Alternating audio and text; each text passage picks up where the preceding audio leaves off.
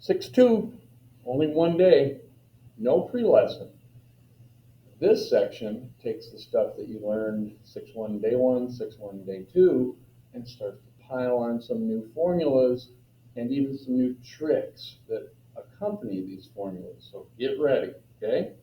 This is stuff I've never seen before, so hope I can communicate it to you well. So, example 1 from page 305 throws some zinger language at us in a real-life application sort of a problem. And it's talking about population growth. So at first sight, you're like, oh, these are just like the ones we were working on before. Not quite, but kind of. So remember our formula for growth is that. So here's some information. In 2015, that's where we start, the population of 8,000, that's what we're going to put in there, is increasing. That means that's going to be a plus at a rate of 2.5%. You got to turn that into a decimal always. And there's our R. So per year. So what that's saying is T equals 1 year. It says rewrite an exponential growth function. That just means fill stuff in to find the monthly growth rate. Well, we got to start with what they gave us. Say, okay, the annual, which means one, time per year, would be what we just talked about. So that'd be P of T, that's the value or the population. And the initial amount was 8,000. And it's growing at that rate, so it's 1 plus 0.025 per year. So we go, okay, 8,000, 1.025 per year. What's the problem with that? The problem is they say rewrite it, find the monthly growth rate. Well, the yearly growth rate is 2.5% per year. Now here comes a curved ball. I've never seen this before. So here's the twist. What we're going to do is we're going to take this, and they're asking for the monthly growth rate. So honestly, that amount right there doesn't even matter. It's all about the letter R. So this could be 80,000, a million.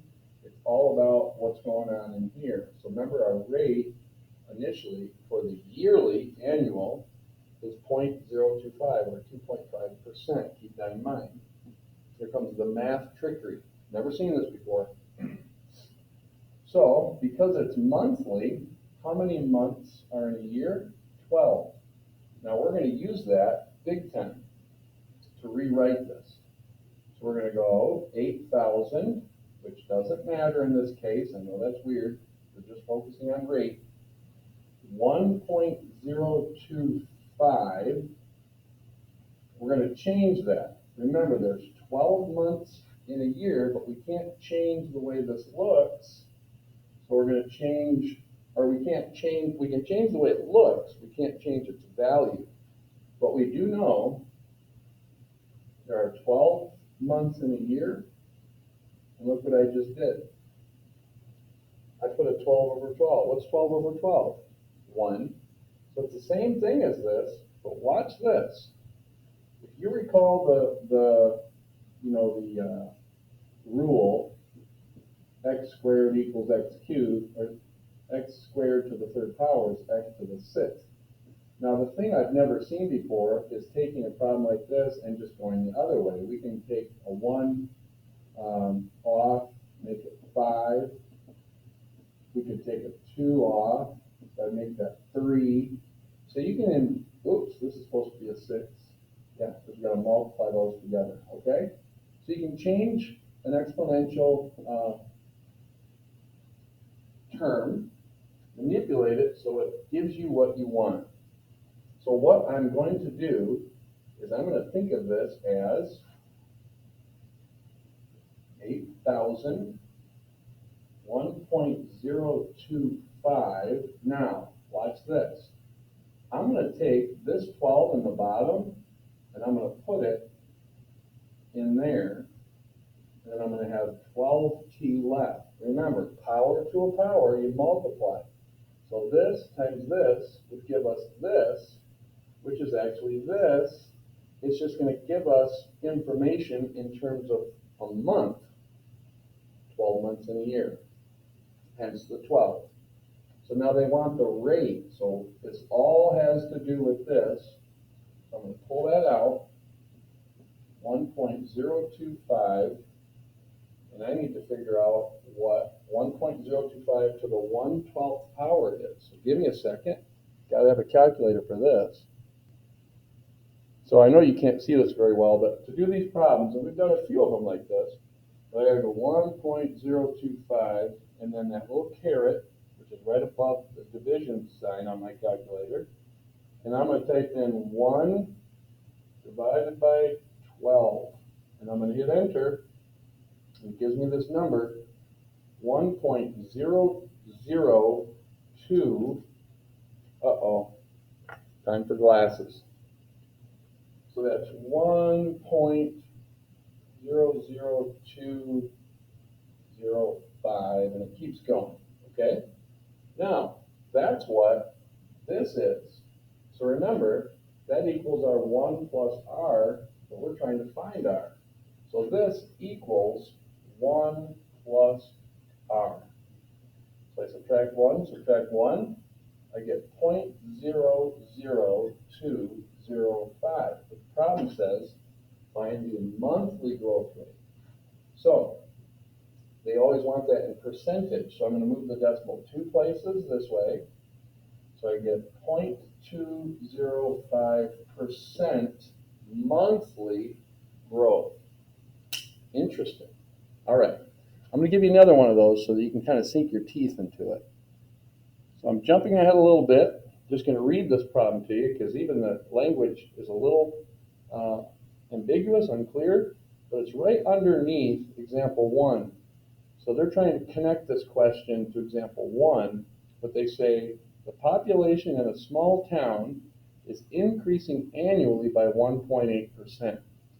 Notice they don't give you what the initial population is. So that would be confusing, but this problem is all about the rate. So I just put in 8,000 just so we have something there, so it's connected to example 1.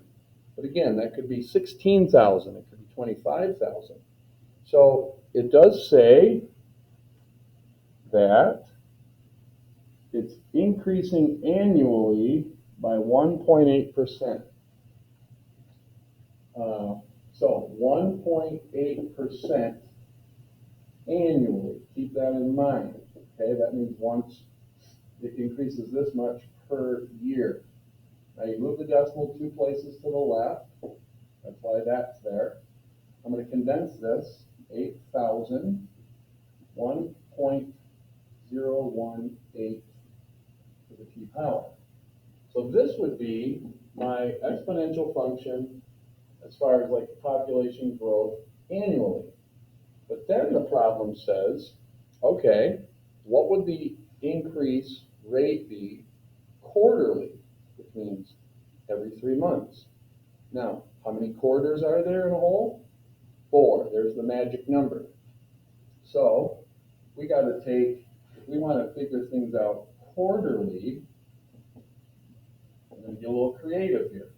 It's 8,000, and don't care about that. 1.018, and I'm going to change this to 4t over 4, because I want to pull out a quarter, 1/4, and that's what's mathematically going to do the job for us to figure things out quarterly. How? Well, I'm going to rewrite this again as, this is the math trickery, 1/4 to the 4t. Notice, if I multiply these powers together, I'd get this before I reduced it. And if I reduce this, it gives me this. But because I pulled the 1/4 into the problem, now I have the math doing quarterly calculations. Fascinating. So now I got to figure out this portion, because the problem wants the rate, the quarterly rate. So I gotta take my calculator, figure out what in the world that even is. So let me get my calculator. So 1.08 to the 1/4 power is 1.00446. Now they're asking for the rate. Remember what this is. This comes from here, which means it comes from here. I go, aha, 1 plus r equals this. Subtract 1, you can see that I get 0.00446, but they want it in percent. This is just a decimal number, so I gotta move the decimal place 2 places to the right. I get 0.446% quarterly. That's some math trickery right there. Next crazy problem or formula connected to this exponential function world. So there's this world of investing money, maybe in a bank, maybe stocks, mutual funds, but you invest it and money can compound monthly, it can compound annually, once a year, sometimes every 3 months, so quarterly. And see, this concept is captured in this formula, a brand new formula. It's not too different, but this is the amount of money your investment's worth after T time. So there's the T. T stands for your initial investment. So if I put $1,000 in there, I want it to grow. Now the N stands for the number of times it compounds. Might be 4 times, might be 10, might be 12, like once a month. And then the R is the rate it's increasing. Now money can decrease, you can lose money on investing, but so there's the formula. Now let me pause this, we're gonna dive into a problem. So the problem comes from example 2, page 306, talks about this gal, $5,000 she wants to invest, 4% annual, you gotta pay attention to that, interest, that's R. How much is it worth after 3 years if it is compounded, and they give you 4 different situations? But let's focus on annually first. So 5,000 is how much she invests. 0.04 is the R, that's her rate. I got that from 4%. Over 1, because that's the number of times it's compounding once per year. And then my 1 shows up again there, and that's 3 years. Then I condensed this, and then I went to here, and then 1.04 cubed times 5,000 gives me that amount. Let's go on to semi-annually. Okay, semi-annually. First of all, what the heck does that even mean? It means twice a year. A semicircle is half a circle. So, twice a year. So, same amount invested, same interest rate, but now N is 2. And then N is 2. 2 times 3 is 6. This divided by that is 0.02, plus 1 is 1.02. So if I go 1.02 to the 6th power, then multiply that by 5,000, $5,630.81, a little more. So compounding semi-annually. Next one is quarterly. All right, quarterly, what does that mean? It means my N needs to be a 4. Everything else is the same. You can just look at it. So 5,000, I got that thing, PEMDAS that thing, and I get 1.01. Multiply that together, I get 12. 1.01 to the 12th power gives me something crazy. Multiply that by 5,000, and there's my amount it's worth if it's compounding quarterly. And then we're going to do monthly and call her good. Okay, grand finale on this one. Monthly means every month. That means 12 times. That means my N and my N need to be 12. That's why that's a 12, and that's why that's a 12. Everything else is the same. I condensed this to this just by calculating it. 1.0033 to the 12th power times 5,000 gives me my new value of my investment. So you can see it goes up a little bit if you can get it to multiply more throughout the year. There's going to have to be a part 2, guys. I got one more example for you.